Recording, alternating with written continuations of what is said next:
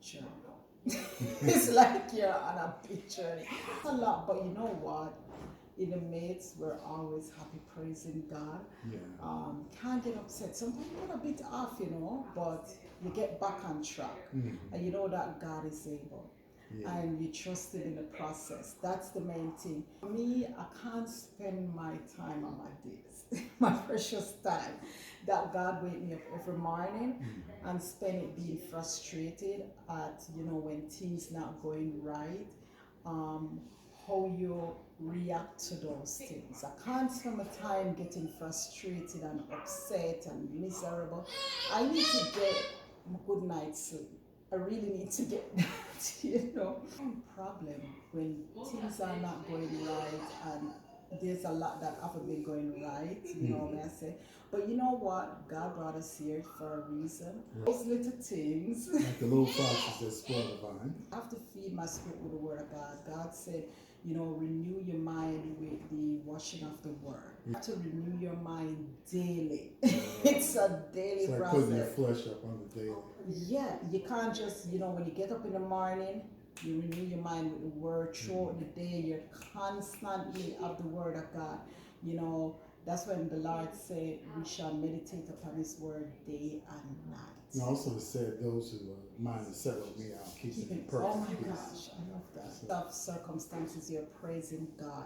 Keep the flesh under. Yay, look, is that baby? Alexandra. Is that you? She see us. Stuff happens. Issues come and they go. The fact is that they come and they go. So Yeah, they're subject to change. yeah. So you just wait on, and the fruits of the spirits are like the fourth one, I think, love, joy, peace, patience. And the Amplified says not the how long you wait, but how you act while you're waiting. Yeah. So that's the key thing. You want to be cheerful.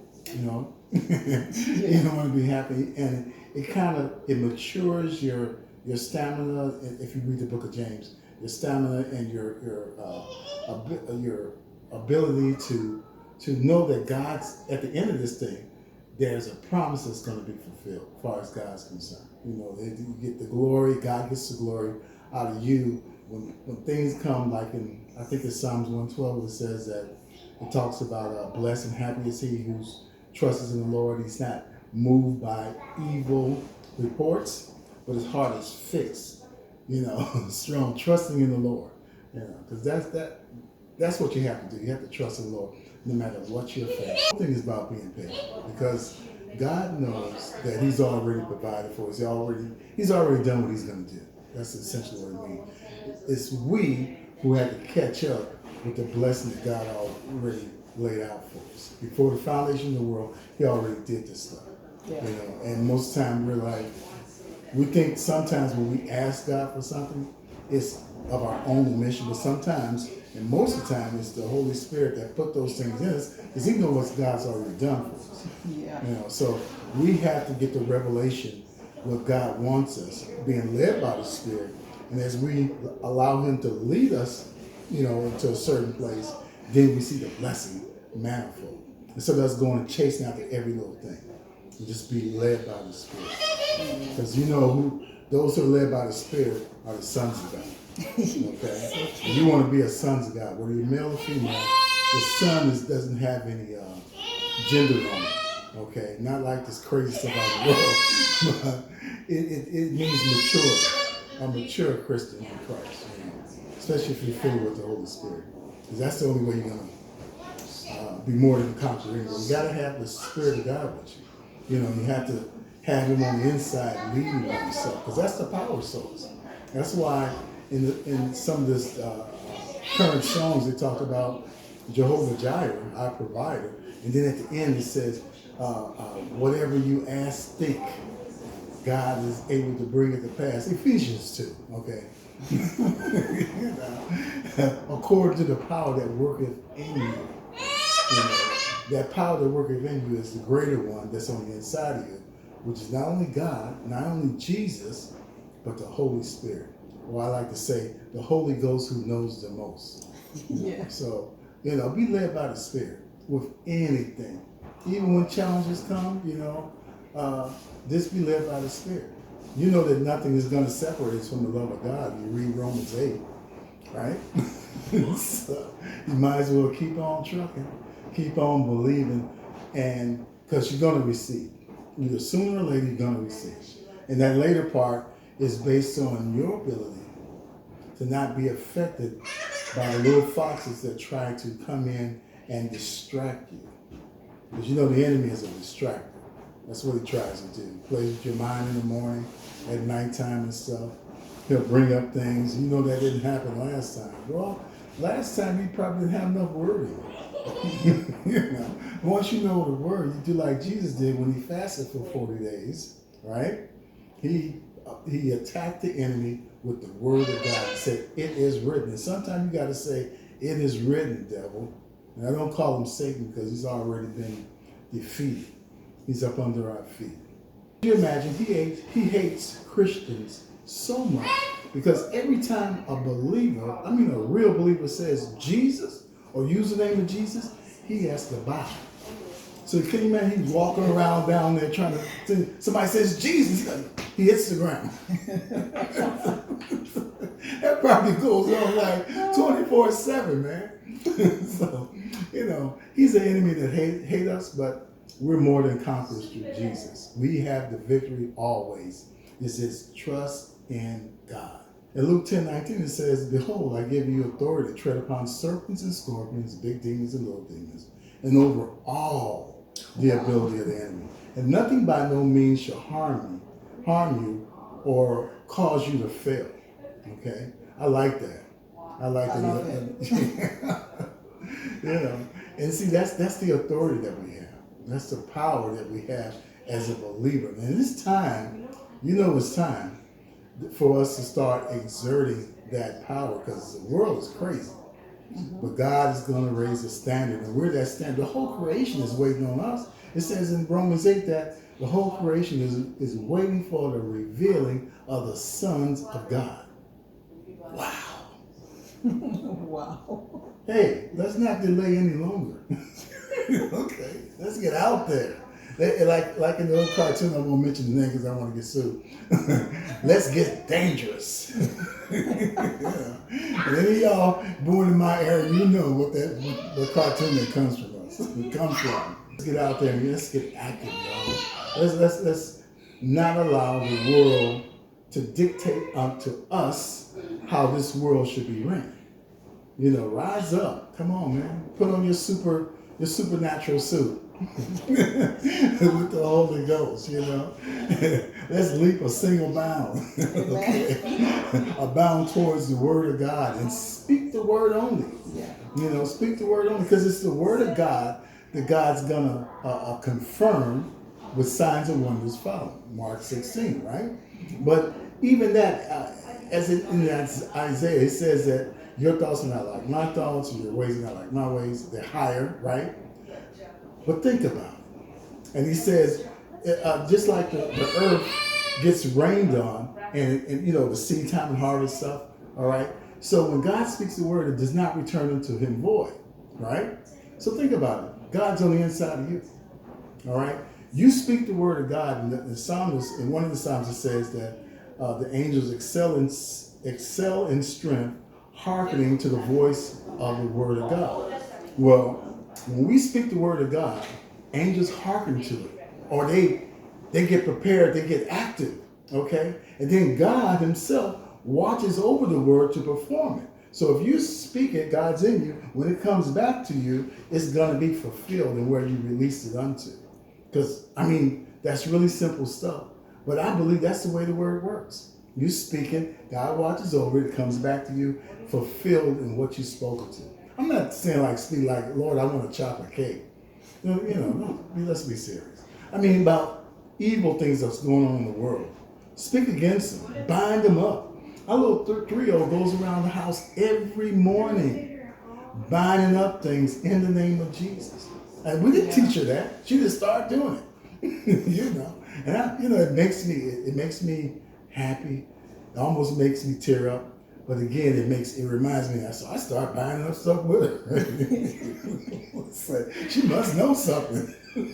Jesus said, God has perfected praise out of the mouth of babes. So, hey, there it is, y'all. You know, let's get busy. Let's take back this country, this world, and let the devil know, and let the people who follow the devil, that there's a standard that has been raised against them. In Jesus' name, man. Wow. Didn't even do all that.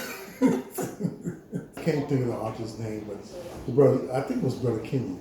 He said the authority of the believer. And a lot of big generals in Christ have gone on to be with the Lord, and they expounded on that, or their version of that. But it's all the same, knowing who you are in Christ. Once you're settled with the fact of who you are in Christ, that you're more than a conqueror, that you always have the victory, that you're the righteousness of God in Him, you know, those kind of things.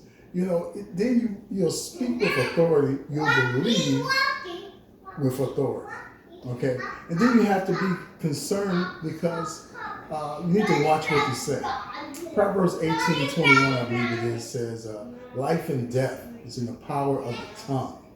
And those that believe or take part of it, they should eat the fruit that they spoke.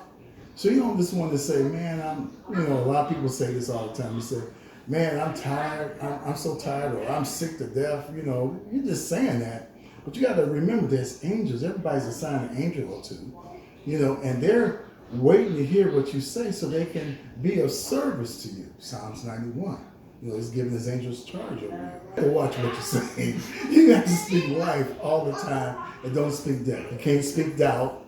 If you go to the prayer of faith, which is outlined in Mark 11, 23, 24 through 27, you have to watch what you say.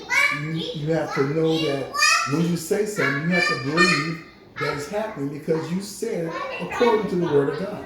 Now, God's not going to back you because you say something stupid or whatever, right? And He doesn't need to back you if you say something stupid. And the angels don't need to back you if you say something stupid.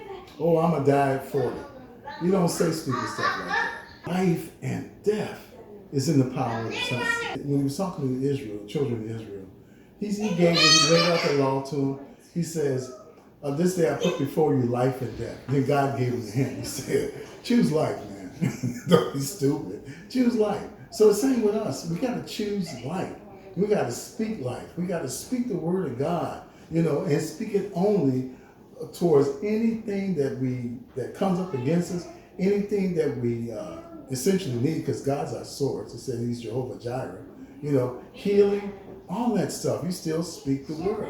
Study the word, like my wife was saying earlier, like Tiffany was saying earlier. You have to renew your mind with the washing of the word.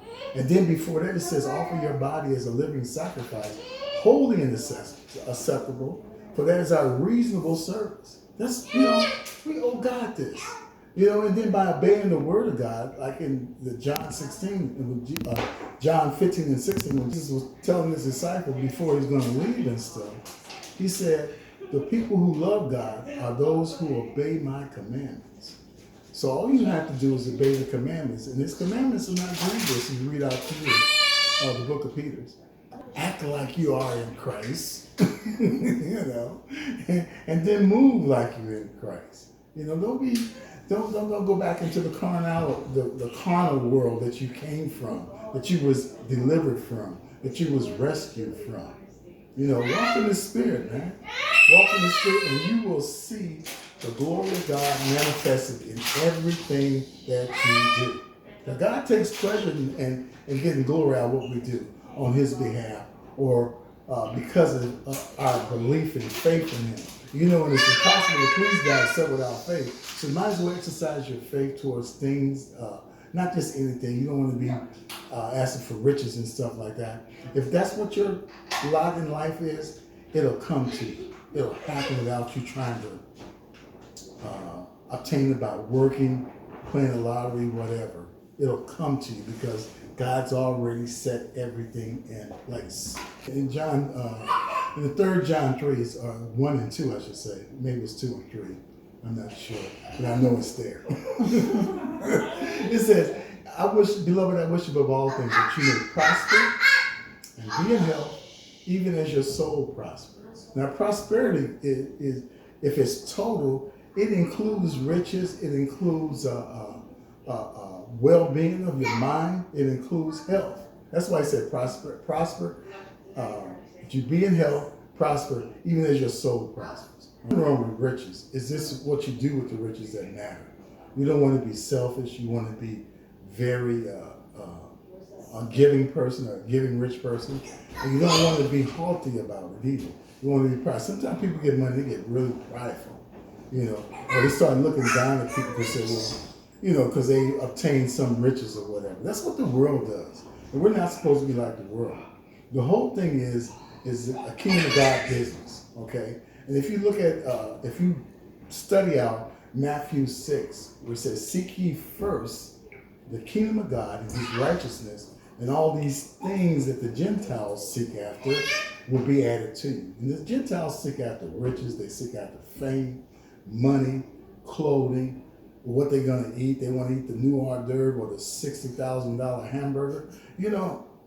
That's foolishness, You eat it and you know where it goes after you eat it. Okay, so it doesn't really matter. Okay, so seek ye first the kingdom of God and his righteousness, and all these things shall be added unto you. And I like the bottom part. It said, why do you give a thought or worry about what you're going to wear, what you're going to eat? God cares for us. He really cares for us. So he's going to meet your need according to his riches and glory by Christ Jesus, and not according to your bank account, your pay stub, your income tax return, or your lotto ticket. God will bless you beyond what you can imagine, think, or wish for. And God's not into wishes, he's into fulfillment of Amen. promises. Right? Amen. Amen. Amen. We love you all. I hope you enjoyed this video.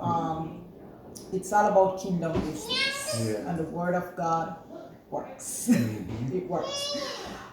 So we love you. Hope you're doing well. This is another word. So we're starting back our Wordful Friday, and it's going to be every Friday. We used to sit down and do these videos where we talk about the Word of God.